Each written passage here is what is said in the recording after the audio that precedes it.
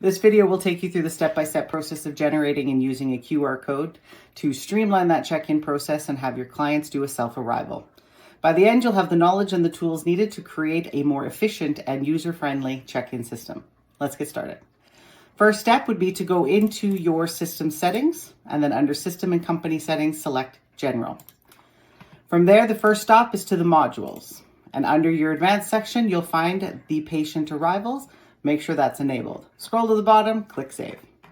Still within the General System Settings, you'll now select Scheduling, and you'll scroll down till you find the section that says Patient Arrivals. From here, you'll make sure that a Reception Check-in is enabled, Resources Check-in is disabled.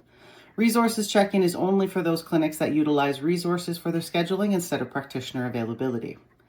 The arrival message you'll put in here, whatever message you want to say to your clients. However, please be aware that this shows up after they have already arrived. Unless you utilize the swipe card feature for your clients, please ensure that this is set to no and type ahead is set to yes. Now, before you save these changes, make sure that you copy this link.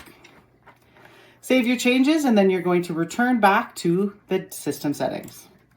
From here, you're going to select your clinics under System and Company Settings, and you're going to open the clinic you're looking to make the QR code for. You're going to click on the tab that says, QR code. And from here, you have the option to make either a single link or a link hub. For a single link, you would just enter in that URL that you copied, paste it into here, and then you would download the QR code.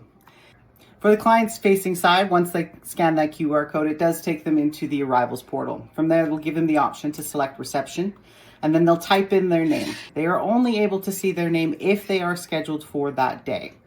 Once they select their name, it'll ask them to confirm, and then from there, it will check them into the system. You will notice on your side of the schedule that the patient now states arrived. And that's how you would utilize the QR code to streamline that check-in process, making patient management and efficiency far more successful.